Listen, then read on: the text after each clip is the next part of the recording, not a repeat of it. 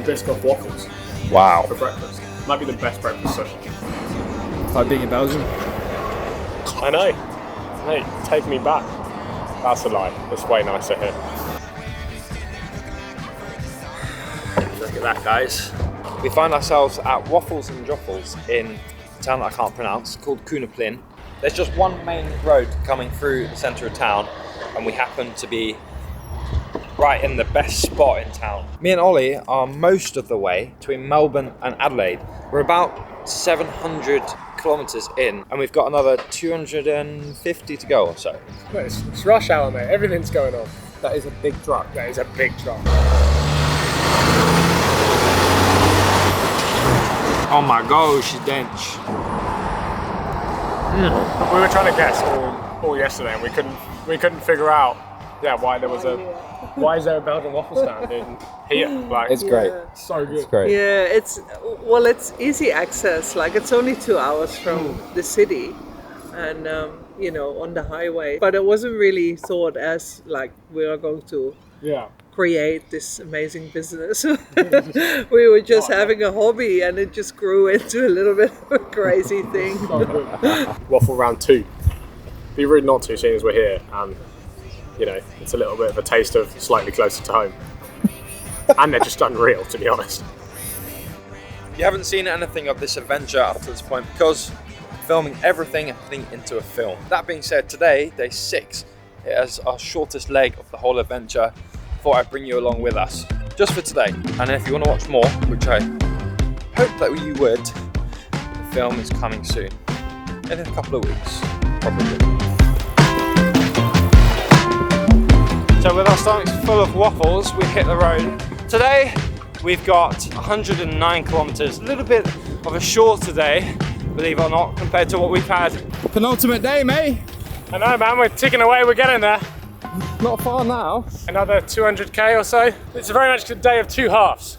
First 50k is into the wind, and then we basically turn around again and do 50k with the tailwind to our hotel, which I think is going to be a bit weird because we've swapped all the Australian motels for, I honestly don't know. It's a hotel at a go-kart track. Got it!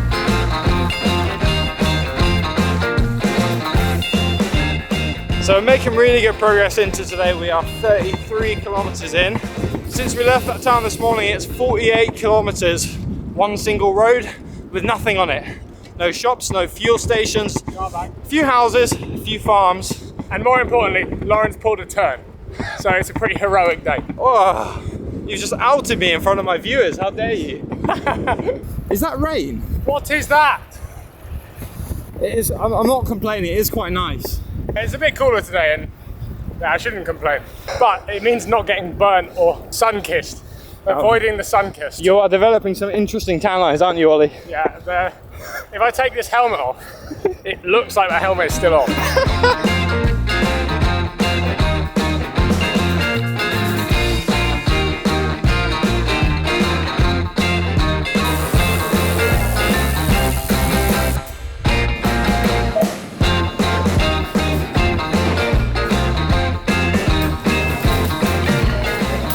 Don't stop. And we've got the essentials. The most important bit, hydration. Triple parked. What have you got? Bro, I don't know, it just looked good. And I pointed at it and here it is. I think it's like a bacon cranberry brie situation. Oh, hello.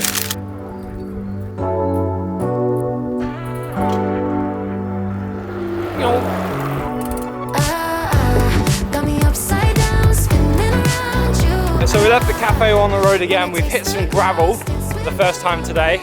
The wind is now in our favour, which is very, very nice. We're absolutely flying along at 35k an hour. And when we do finally make it to our hotel tonight, I thought it'd be cool to show you guys the setups that we're running for this trip. This is pretty soft gravel compared to what we've experienced so far this week now. No, this is basically a road.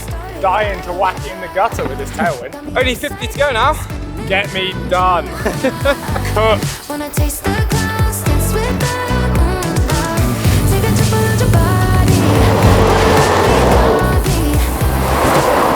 106k. 3 hours 57, 49, under 4 hours, 27k an hour. Oosh! And we're at the motor station. And we're here. Our glorious accommodation for the night is another K that way. The size of that, ridiculous. Unrefrigerated. See. Mate, are you a Ferrari fan? Mate, I know nothing about cars, but it's pretty cool.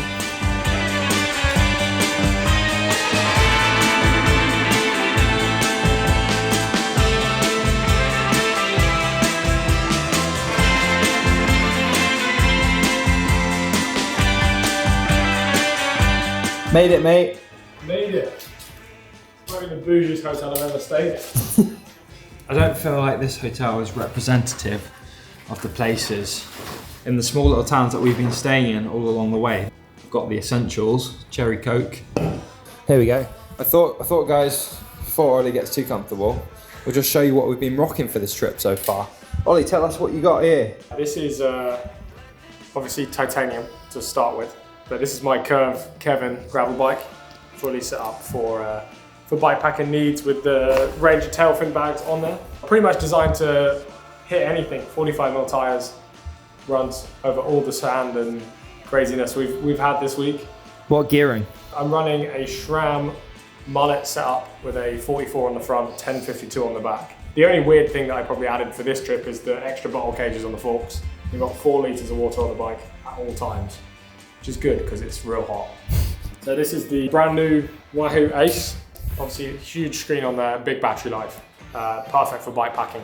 So, you know, you can see the map all day, super easy. This is the Physique 3D printed Antares, real comfy, just works for me. I like old school, narrow saddles. How did you have it? With the bike, with all of them in, possible. Yeah, there you go. Perfect. So I've gone for a very similar setup to the last 2 trips that I've done, with the exception of the laptop sleeve. I said goodbye to that. I've got a full-size 16-litre pannier, thanks to Tailfin, big enough for my laptop.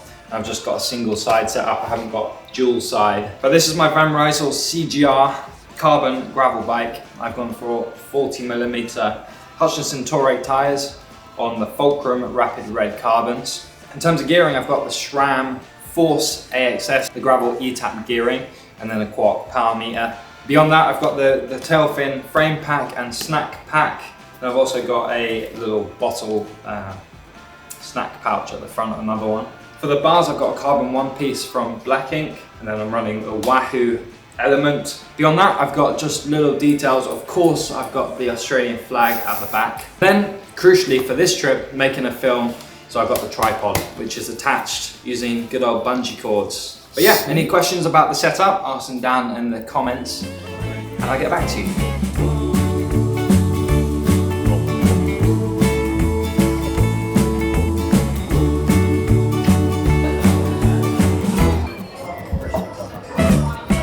Don't mind Ollie's feet and my drying bibs in the background. Anyway, that is it for today, guys. The next videos coming to this channel are going to be what we get up to in Adelaide for the Tour Down Under. Thanks for watching. Please like and subscribe, and we'll see you on the next one.